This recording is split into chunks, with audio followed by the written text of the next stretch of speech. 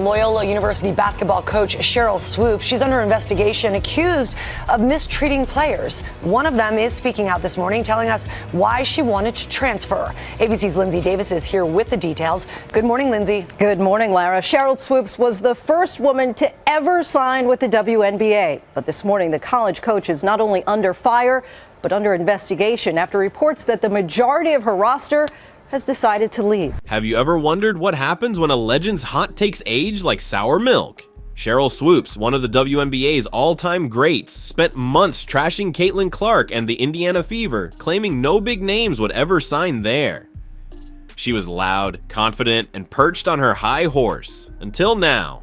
Suddenly, she's quieter than a ghost town. What changed? Indiana just pulled off the wildest offseason in league history, and it's got everyone, including Swoopes, rethinking everything. Let's break it all down. Hey, welcome back to the channel. Thank you so much for checking out this video. As always, appreciate your support. Hope you're having a fantastic day. Shout out to the 19. Let's go. So I wanted to do a little bit of a dive into the Fever roster, what that looks like. Now that we've gotten through the bulk of the free agency offseason, we've seen a lot of changes. Not too long ago, Swoopes was all over the airwaves, predicting doom for the Fever. She scoffed at the idea that top talent would touch down in Indiana, calling it a dead-end destination. Caitlin Clark? Just another overhyped rookie who'd flop against the pros, she said. Swoopes wasn't shy. She doubled down, smirking at the thought of Clark carrying a franchise. Fast forward to today, and those words are haunting her. Indiana didn't just prove her wrong, they obliterated her whole argument, but that wasn't the whole story. And the way they came back the second game, it just makes you excited to, okay, I want to be a part of that. They didn't lay down and quit. They came back and actually try to beat us early, that next game. So y'all can record this, you cannot record it, but the biggest thing I want everybody to hear me say right now. Enter Natasha Howard. When the Fever snagged this three-time WNBA champ, jaws hit the floor. Howard's a defensive monster. Think rim protection, lockdown switches, and boards for days. She's not just a signing, she's a statement. Indiana's front office didn't mess around, grabbing a player who's been there, won that, and brings a grit the Fever lacked. Swoopes said no one elite would come. Howard's arrival alone makes that take look laughable, and they were just getting started. But I think you're starting to get a little bit more shine from maybe the casual fan, and maybe some folks who maybe didn't know or haven't seen Indiana as much as they've seen this year. I agree. So what's that part like, getting that little bit more attention and getting a little bit more shine and getting the recognition that... Then came Dewana Bonner, a six-time All-Star and scoring machine who's a nightmare for defenses. Bonner's got playoff scars and a clutch gene that turns games. She chose Indiana, not some flashy coastal squad, shredding Swoopes' "no one wants to play there" line into confetti. With her leadership and firepower, the Fever's offense just went from promising to downright scary. Players like Bonner don't sign with losers, they join winners, and what happened next would shock everyone. Yes. Wait. Yep. You look good on me, huh? Look good. Like a whole 360. I think I was talking to my wife about it. I'm like, man, what if I go back to Indiana where I started?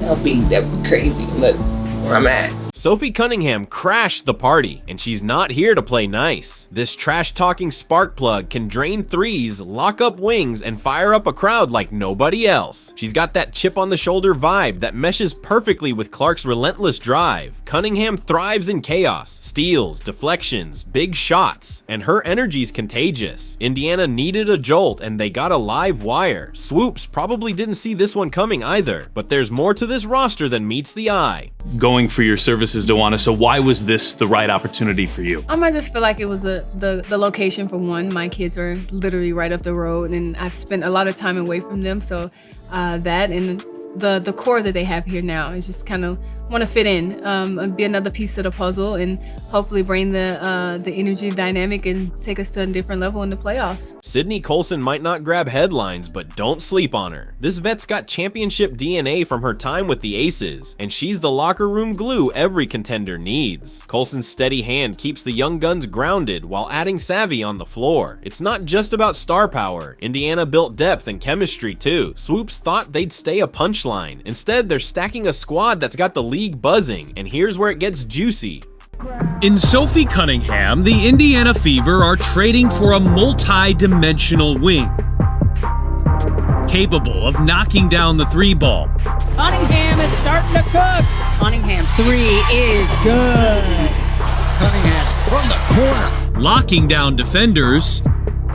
Several deflections, and this time she gets the steal and the N1 opportunity. None of this happens without Caitlin Clark. She's not just a rookie, she's a force of nature, leading the league in assists, dropping 40-point bombs, and turning Fever games into must-see TV. Clark's flipped the script. Her competitive fire and playmaking wizardry made Indiana a destination overnight. Players aren't signing for the city, they're signing for her. Howard, Bonner, Cunningham, they all saw something in Clark that Swoopes missed. She's not waiting her turn, she's rewriting the game, and that's rattled some cages.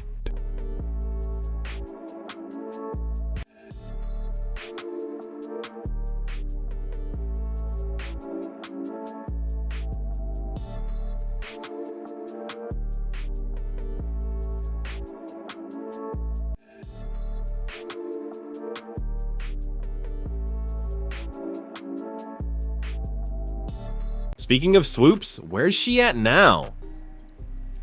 During a recent broadcast, commentators couldn't stop raving about Clark's dominance.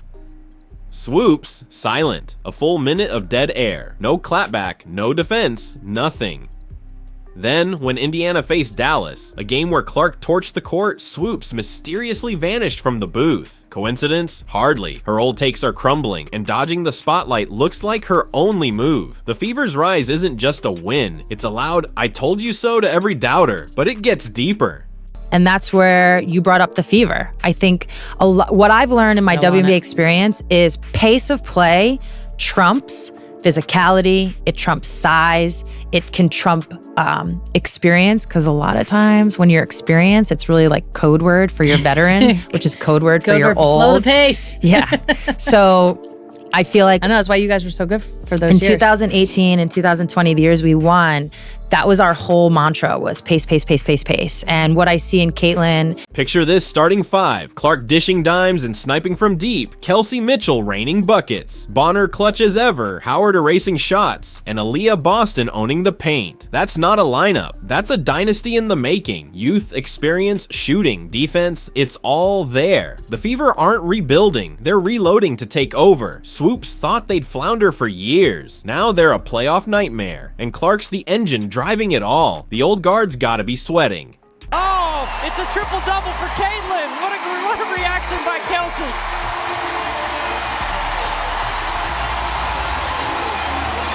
Well, how about the knowledgeable fans in this building? They burst out of their seats like it was a game winner. I'm going to use her word. I want to see her continue to be a dog. She is a dog. Here's what I'll say about Angel. I love the fact that she's just her. Right? And she says she's unapologetically Angel. She plays hard, both ends of the floor. It doesn't matter what the score is. The thing that I think people question wasn't so much about her game or her rebounding, but it was the scoring. And the fact that she is either averaging or almost averaging a double-double is pretty impressive to do from anybody, but in particular a rookie. I just love how she's come into this league. She's embraced the bumps, the bruises. She's embraced the good with the bad. And I love watching her play because she plays hard the entire game. So what's next for Swoopes? She's been exposed. Her skepticism about Clark and Indiana's appeal couldn't have been more off base. Is she stewing over Clark's meteoric rise?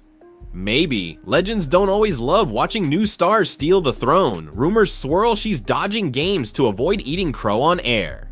Whatever's brewing, Clark's success is forcing everyone to pick a side. Will Swoopes double down or fade away? One thing's clear, Indiana's not waiting for her opinion. They're too busy building something massive. Swoopes has it, turns in the air for the game. Before becoming one of the most electrifying players in WNBA history, on the college stage, leading Texas Tech to the 1993 NCAA title with a record-setting 47-point performance in the championship game. Absolutely. Just watching Fever last season is how young they were and also how they made it to the playoffs, like as a young group. Like you really don't see that a lot in WNBA. So, but I was just really proud of their work ethic, how they were so hungry and they were passionate about winning games and stuff. They had each other back, they trust each other out there, and that's the type of. Here's the bottom line. The Indiana Fever just turned the WNBA upside down. From a laughingstock to a powerhouse, they've silenced the noise and left Swoopes with nothing to say. Caitlin Clark's not just thriving, she's changing the game, pulling elite talent to a team no one believed in. This isn't a fluke, it's a movement. So what do you think? Did Indiana lock in a championship run, or are the haters still sleeping on them? Drop your take below, hit that like button, and stick around, because Clark and the Fever are just getting started.